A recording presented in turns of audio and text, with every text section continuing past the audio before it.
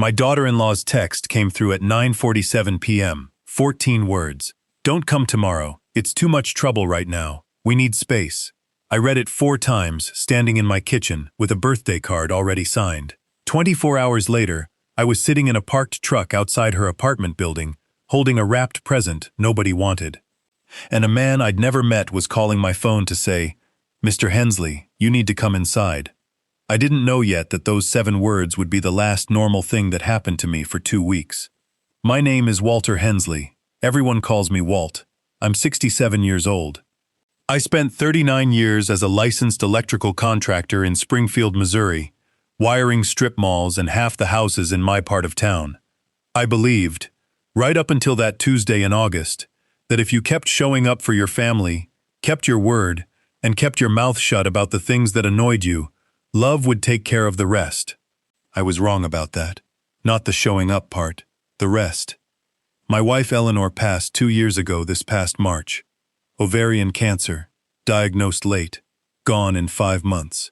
38 years of marriage ended in a hospice room with a box fan running because she liked the white noise. Losing her rearranged everything in me. I had one son left in this world who mattered to me the way she had. Daniel. Good kid. Quiet, a little too eager to keep the peace, which I used to think was a virtue in him until I learned it could also be a weakness. Daniel worked as a claims adjuster and had transferred to Tulsa 3 years back for a promotion. He married Brooke Calloway a year later. I liked her fine at the wedding. Polished, quick with a compliment. Good at making a room feel warmer just by walking into it. Eleanor would have said she was a lot of shine for not much substance. Eleanor was usually wrong about people before she knew them. This time she wasn't. They had my grandson Tucker 2 years ago this October. I sat in that hospital waiting room 11 hours, and when they finally let me hold him, 7 pounds 2 ounces, furious at the world the way all newborns are, something in my chest that had gone quiet since Eleanor died woke back up. For the first year, I drove down to Tulsa almost every month. Groceries, diapers, a little wooden toy for Tucker every visit. Daniel used to walk me to my truck and say, "Thanks for coming, Dad. Means a lot." Those were good years. I want you to hold on to that image, because it matters for what comes later. About 18 months ago, something started to shift. I'd call on our standing Sunday time, and Daniel wouldn't pick up. Visits started getting rescheduled. Tucker had a cold, or the apartment was a mess. Always something. I didn't know it yet, but I was being managed. Slowly, carefully. The way you turn a thermostat down 1 degree at a time so nobody notices they're getting cold. I mentioned it to my sister Donna over coffee. "Walt," she said, "when a young wife starts controlling when a grandfather sees his own grandson, that's not about scheduling, that's about power." Mark my words. I told her she was being dramatic. 6 months later, I was sitting in a parked truck outside Brooke's apartment building, holding a present with a 4-year-old's name on it, and a stranger was calling to tell me to come inside. It was Tuesday, August the 11th. I'd asked Daniel 2 weeks earlier if I could come down early, before Tucker's birthday party got loud with other kids. He said, "Sure, Dad, come Tuesday, we'll grill something." I bought Tucker a hand-painted wooden train set and wrapped it badly, the way a man who spent his life around conduit wraps things. I packed an overnight bag. Left Springfield at 11, 3 hours down the highway, pulled into the Copper Ridge Apartments around 2:20 in the afternoon. 96 degrees on the bank sign across the street. My phone buzzed at 2:24. "Brooke, don't come today. Daniel's not feeling well. And honestly, Walt, it's too much trouble right now. We need some space as a family. I'll let you know about the party." Walt, not Dad, like I was a delivery driver. I sat there with the engine running, reading it 4 times. Then I did something I'm not proud of. I didn't drive away. Something in the wording bothered me. Too much trouble. Not Tucker's sick, not we're swamped. Too much trouble, like I was a burden being weighed against something else. And 2 days earlier, Daniel had sent me a picture of Tucker eating watermelon on the balcony, smiling, everybody fine. Something didn't sit right. The same something Donna had been warning me about for 6 months. So I sat in that lot for 40 minutes. At 3:06 p.m., a man I'd never met called my cell. "Mr. Hensley, this is Roy Castellano. I manage the property. I got your number off the guarantor paperwork on Unit 214. I need you to come inside. My whole chest went cold the way it does when you know before you know. Is my son all right? A pause, the kind a decent man gives before he says something he wishes he didn't have to.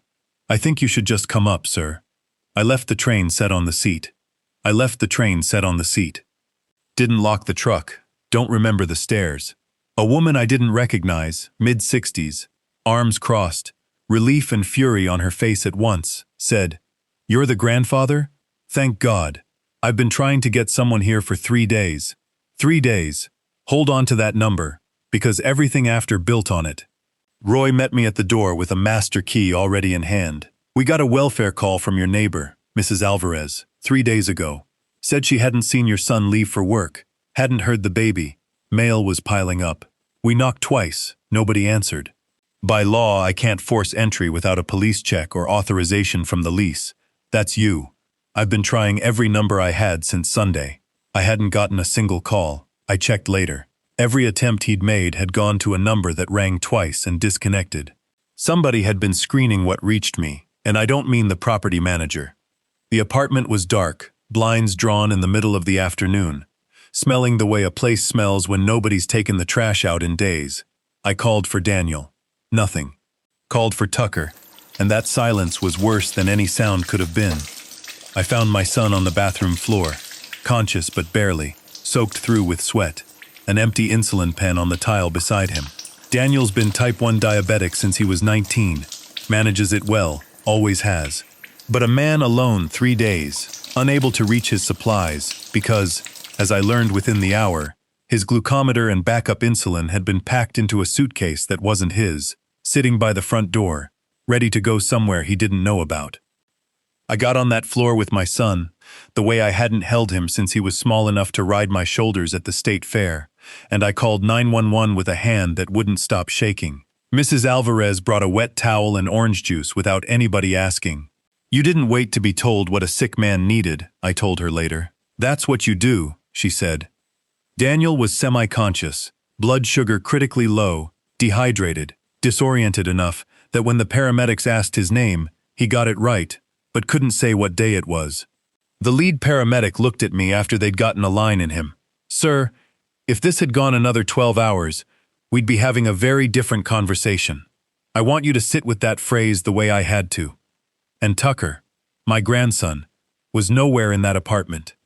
Roy said he'd only seen Brooke's car in the lot once in 4 days, and that Mrs. Alvarez had watched her loading a rented SUV over the weekend, a stroller, boxes, suitcases, while Daniel, through the thin wall, had been asking her in a raised voice where she thought she was taking their son. I rode in the back of that ambulance not knowing where my 4-year-old grandson was, not knowing if my daughter-in-law had simply left or taken him somewhere I'd never find him. I've run a business, buried a wife, built a life out of staying calm under pressure. That afternoon, for the first time since Eleanor's funeral, I did not feel calm. Daniel stabilized by 7 that evening. The danger had passed. Around 9, he woke up enough to focus on me and say 4 words that told me everything about the last several months. "Dad," she took him. I didn't sleep. Around midnight, I called Ray Delgado, a retired Springfield detective I've known since 1987. I told him everything. The canceled visit, the landlord's call, the 3-day welfare check, my son on that floor, my grandson gone. Ray was quiet a long moment. "Walt, this didn't happen in 3 days. Something's been building for months. Don't confront anybody. Don't post anything. Don't tip your hand.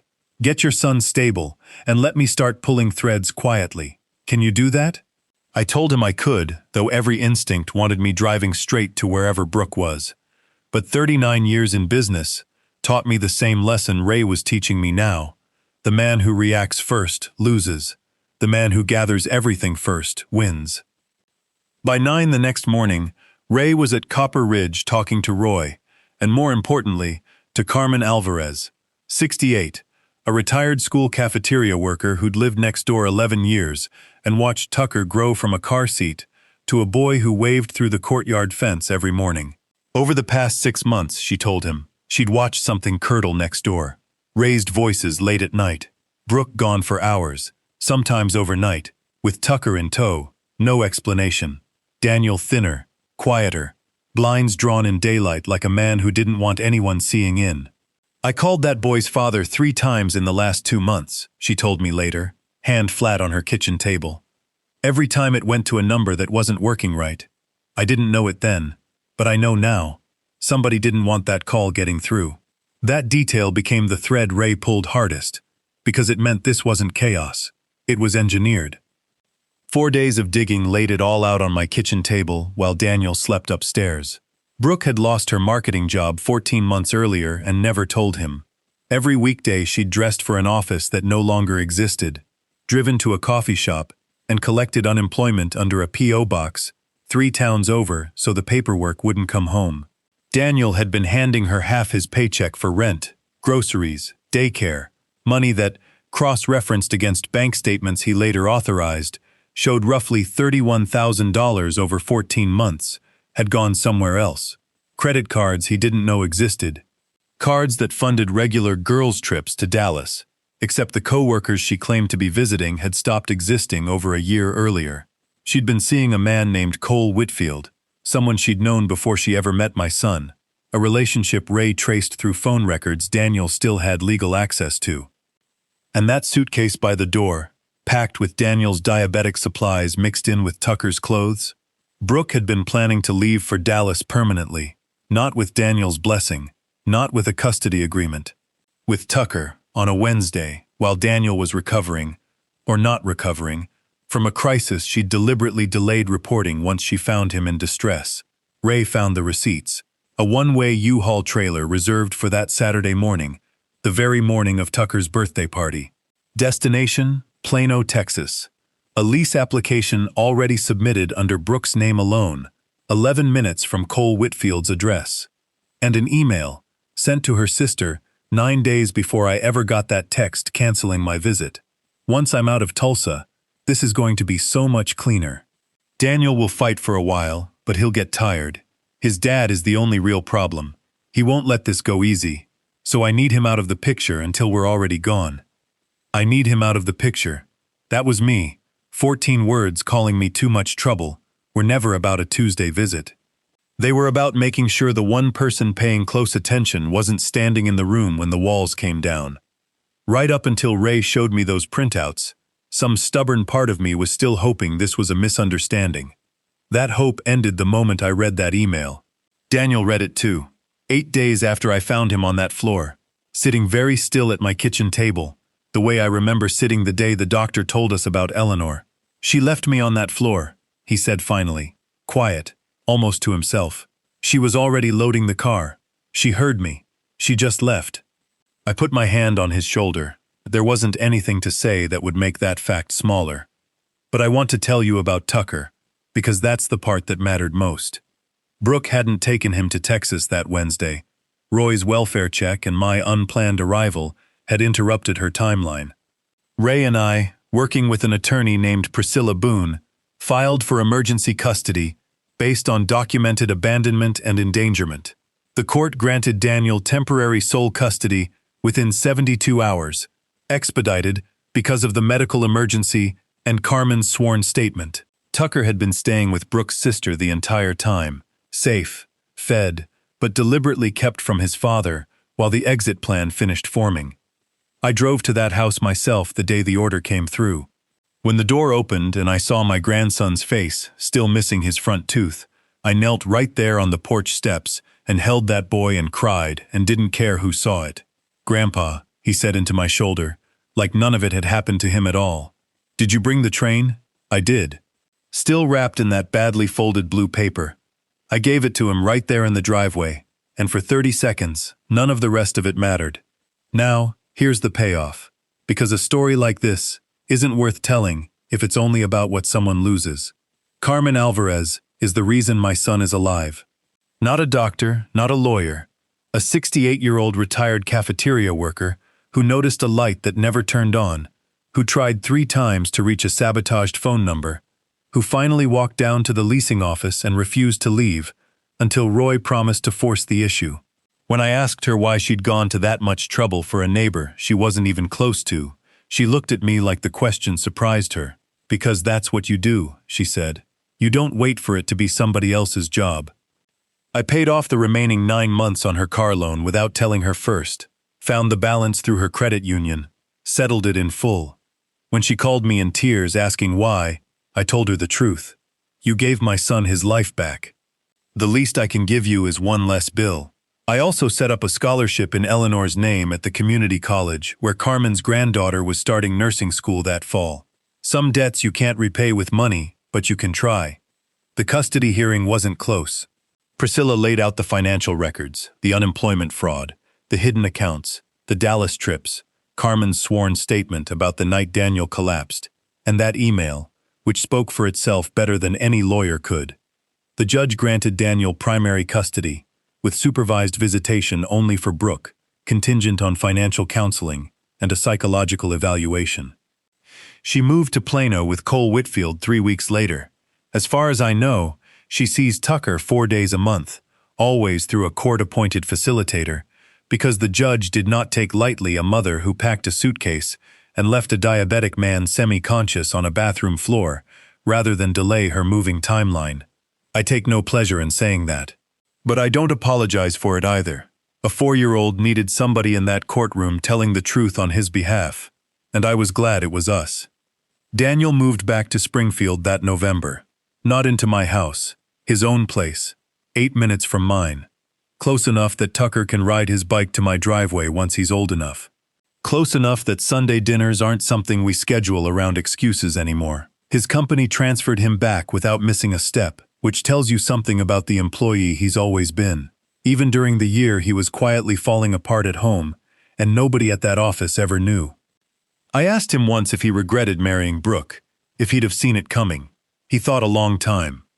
I don't think I could have seen all of it, he finally said, but somewhere in me, I knew something was wrong, and I kept telling myself it was normal marriage stuff, because I didn't want to be the kind of man who gives up. I think that's what she was counting on. I told him that's not weakness. That's just what love does to good men sometimes. It makes them patient with things that don't deserve patience. I think about that text sometimes. Too much trouble. 14 words meant to keep me 3 hours away on a Tuesday afternoon so nobody would notice the exit already in motion. I think about how close it came to working, how if I'd simply turned that truck around the way any reasonable hurt man might have, the story ends very differently. I don't let myself finish that thought all the way through. I don't have to. It didn't end that way. I sat in that lot 40 extra minutes because something in my gut told me the wording was wrong.